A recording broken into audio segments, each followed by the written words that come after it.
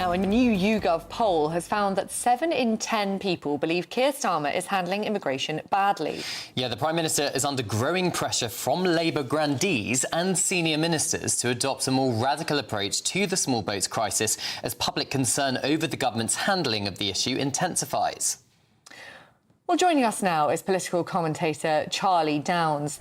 Now, Keir Starmer, on the face of it, doesn't seem to be doing much about this. Yes, Yvette Cooper is talking about shaking up the appeals process for the asylum system, but do you think it's come, the time has passed for that, really, that it's time for something a bit more radical?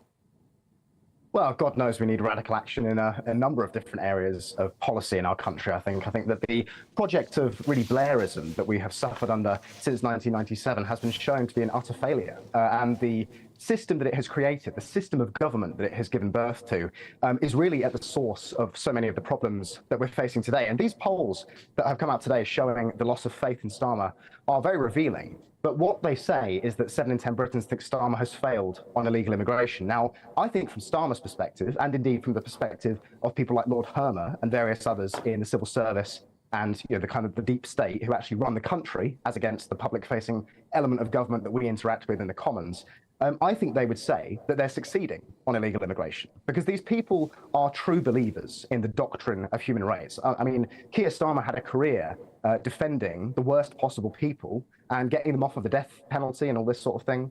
And so I think that by enabling people who do not have Britain's best interests at heart, i.e. those crossing the channel illegally, Starmer probably feels like he's doing the right thing. And that's the really dark thing about this, is our system is infested with these people who are possessed by the idea that they are fighting for the downtrodden and for the dispossessed, when actually the people who they are, in fact, dispossessing themselves is ordinary British people. And those are the people who are really beginning to, I think, enter a mode politically and psychologically that this island hasn't known for a very long time. And that is a truly radical mode, a revolutionary mode, in fact.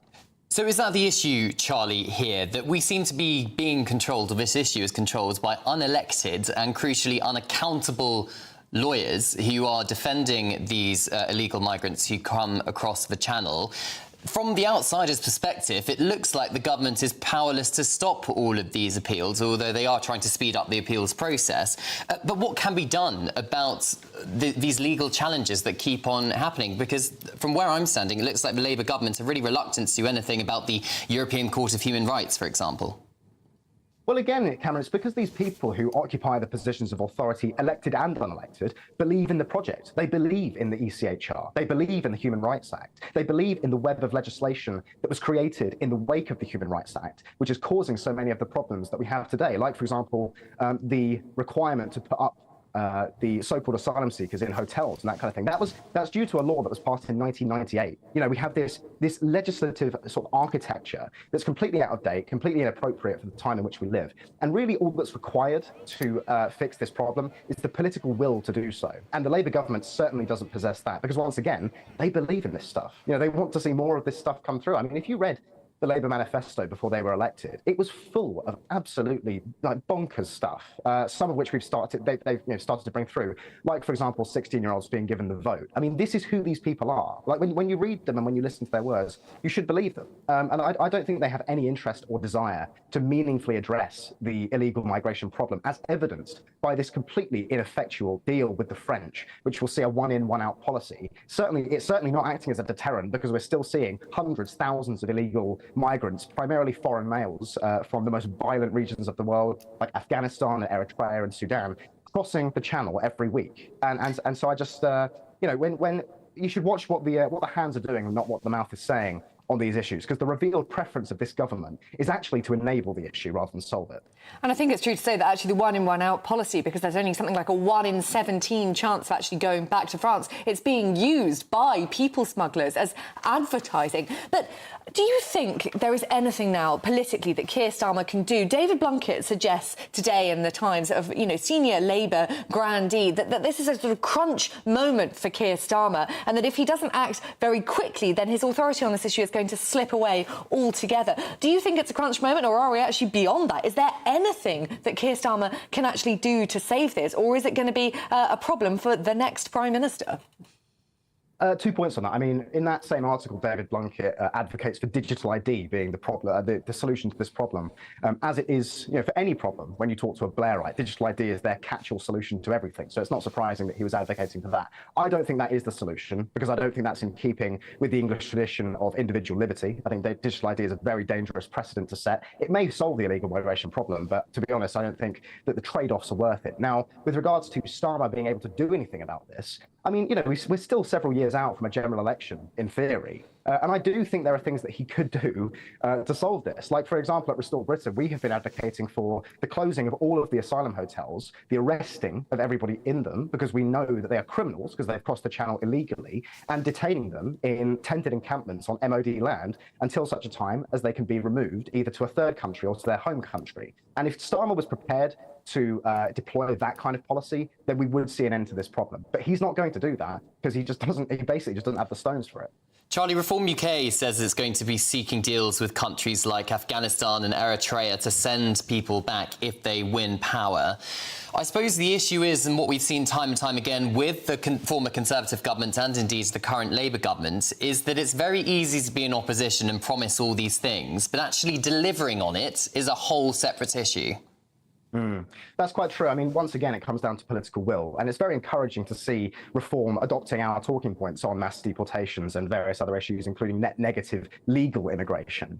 But to be honest, I mean, I think that their plan, they're laying out the full thing tomorrow, of course, but they've talked about 5 deportation flights a day and facilities to hold 24,000 illegal migrants. That's a drop in the bucket. I mean, research from Reuters in 2017 showed that 1.2 million illegal migrants are currently residing in Britain. So you fast forward 8 years when we've had literally hundreds of thousands cross the channel illegally, which is to say nothing of visa overstayers and various other routes to illegally remain in the country. We're looking at millions of people who shouldn't be here, all of whom need to be removed. So whether the parties who are currently in opposition really have a grasp of what's going to be necessary come the next government, when this issue has doubtless gotten a lot worse over the intervening years. I just don't buy it. I think that both Labour is certainly radically behind on this issue, but actually I don't think the Conservatives or Reform are really up to speed either. I mean, we need to be talking here in the order of a fundamental rethink of how we approach politics and government in the era of mass immigration, because technological and communication technologies have advanced at such a rate over the last 30 or so years that politics has been unable to keep pace with it. And it's for that reason that you can see millions of people moving across the globe.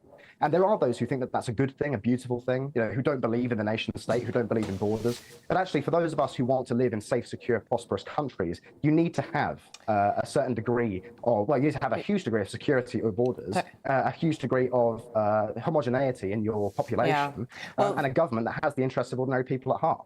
Thank you very much, Charlie Downs. We'll have to leave it there. It is quite worrying, isn't it? The politicians who can see the scale of the problem are proposing very, very, very expensive solutions, and everyone else doesn't seem to see the scale of it at all. No. But anyway, joining us now to discuss this further is Reform candidate and mum of 3, Sarah White, who has attended lots of the Epping protests.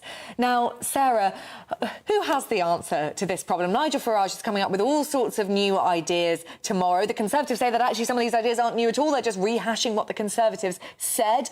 They're also very, very expensive. What do you think?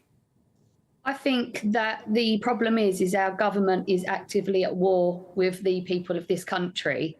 They're not putting us first. And I just think that somebody needs to have a backbone, whoever it is, to put something in place and follow through with it. We can't be controlled by the ECHR. We have to remove from that immediately, basically. But for some reason, Keir Starmer isn't wanting to do that. And until that is done, we as a country can't do what we need to do to protect our citizens. The government would probably say to you in response, Sarah, that they've got this one in, one out scheme with the French, where they take an illegal migrant who's come across on a boat back to France in return for somebody who does have a right to be here, and also trying to speed up the appeals process so migrants aren't stuck in hotels like the Bell Hotel in Epping. So what's your response to what the government has done so far? Well, it's just diabolical, everything that they've done. They aren't doing really much at all, are they? Because if you look at the appeals process, there are people on the appeals process that have been dealing with this for 10 years. Now, that surely isn't fair on them either. I'm not saying that nobody should come to this country, but if you're left in limbo as somebody coming here and wanting to claim asylum, why are they being left on this for 10 years sometimes? And that's just not fair. Now, you've been to some of these protests that have been happening in Epping. They've been happening across the rest of the country this weekend. Do you think that this perhaps is the beginning of the answer? Ordinary people like you, a mum of 3 who's just worried about your own local community. Do you think these people like this could kind of turn this around? These protests could really make an impact and make the government listen?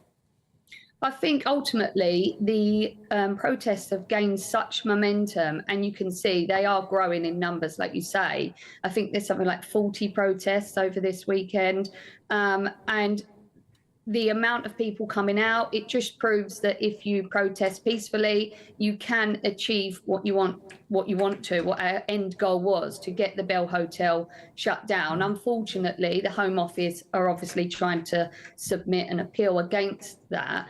But I do think the more people show up, that it does cause a problem, because if you look at the amount of police that have to be at the protest, it's not viable. So the police themselves are saying, you know, we're worried now that we can't go and deal with real crime. So surely that puts pressure on. So if we keep up the pressure as protesters, then there is a chain reaction. And then I do believe that something will have to be done. Sarah, as a mum of 3 yourself, how worried are you about the future of this country for your children?